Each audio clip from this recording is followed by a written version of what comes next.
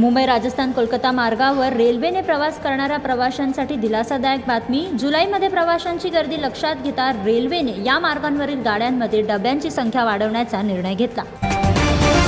म्हाडाने आजपासून 5200 पेक्षा अधिक घरांसाठी अर्ज प्रक्रिया सुरू केली। ठाणे आणि पालघरमध्ये स्वस्त दरात घरे खरेदी करण्याची संधी। म्हाडाच्या अधिकृत वेबसाईटला भेट देऊन नोंदणी करा। शिवसेना पक्ष आणि धनुष्यबाण निवडणूक चिन्हाबाबत आज सर्वोच्च न्यायालयात सुनावणी झाली। कोणताही निष्कर्ष निघाला नाही। तारखा पुढे ढकलण्याची प्रक्रिया सुरू। सर्वोच्च न्यायालयाने सांगितले की ऑगस्टमध्ये पुन्हा सुनावणी होईल। लाडकी बहीण योजनेवर महायुती सरकारचा सूर बदलला। आधी फडणवीसांच्या पत्नी आणि इतर नेत्यांनी मान्य केले की या योजनेचा अर्थसंकल्पावर परिणाम होत आहे। आता मंत्री दत्तात्रय भरणे म्हणाले, निधी पुरेसा आहे, फक्त वितरण प्रक्रिया मंद आहे, योजना थांबवली जाणार नाही। श्रावणच्या पहिल्या सोमवारी मुंबईतील बाबुलनाथ मंदिर, वसईतील तुंगारेश्वर मंदिरासह सर्व शिव मंदिरांमध्ये भाविकांची मोठी गर्दी झाली। श्रावणच्या पवित्र सणाला भगवान शिवची पूजा करण्यासाठी लाखो भाविक पोहोचले। महाराष्ट्रातील सर्व परवानाधारक बार आणि हॉटेल्स आज बंद राहणार। ऑनलाईन जेवण ऑर्डर करणाऱ्या लोकांना आज अडचणी येऊ शकतात। समोसे आणि जलेबी सिगारेट ओढण्या इतकेच धोकादायक। आरोग्य मंत्रालयाच्या आदेशानुसार दुकानांमध्ये चेतावणी फलक लावले जातील। साखर आणि तेलाचे प्रमाण जास्त असलेल्या अन्नपदार्थांमुळे आरोग्याला मोठे नुकसान होऊ शकते। उद्या फेरीवाले संघटना मुंबई महानगरपालिकेच्या कृतीचा निषेध करणार। ते छत्रपती शिवाजी महाराज पार्क ते मंत्रालयापर्यंत निषेध मोर्चा काढतील।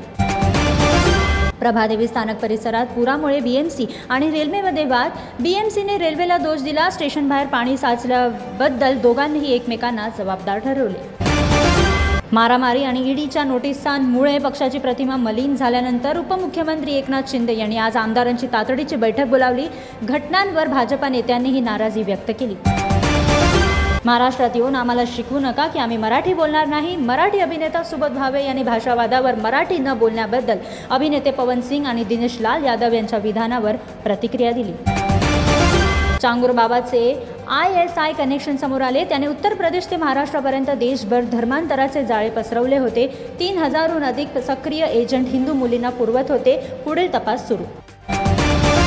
दोन्ही ठाकरे बंधू एकत्र येण्याची सरकारला भीती आहे, म्हणून महानगरपालिका निवडणुका पुढे ढकलण्याचे प्रयत्न सुरू आहेत। कांदिवलीत आयोजित शिवसंवाद कार्यक्रमात आदित्य ठाकरे यांनी सत्ताधारी पक्षावर टीका केली। चीनला पराभूत करण्यासाठी भारताची तयारी। मुंबईचा माझगाव डॉक बनणार पाणबुड्या आणि युद्धनौकाचा कारखाना। 5000 कोटींच्या गुंतवणुकीतून 2 नवीन बेसिन बांधले जातील, जिथे मोठ्या युद्धनौका आणि पाणबुड्या बांधल्या जातील आणि त्यांची दुरुस्ती देखील केली जाईल। सोलापुरात मराठा समाजाचे नेते प्रवीण गायकवाड यांच्यावरील हल्ल्याबाबत चंद्रशेखर बावनकुळे यांनी दिले विधान। भाजपाचा त्याच्याशी काहीही संबंध नसल्याचे सांगितले। हल्ल्याचे सर्व आरोप खोटे आहेत। पोलीस दोषींवर कारवाई करतील। ठाणे स्थानकावरील रेल्वे ट्रॅकला लागून असलेल्या स्काय वॉक जवळ आग लागली। मोठी दुर्घटना घडण्यापूर्वीच आग आटोक्यात आली। प्रवीण गायकवाडवरील हल्ल्याचा निषेधार्थ पुण्यात मराठा समाजाची बैठक।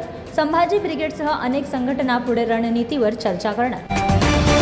प्रियंका गांधी वाड्रा यांचे पती आणि उद्योगपती रॉबर्ट वाड्रा यांच्या अडचणी थांबण्याचे नाव घेत नाही। ते आज मनी लॉन्ड्रिंग प्रकरणात चौकशीसाठी ईडी समोर हजर होणार आहेत।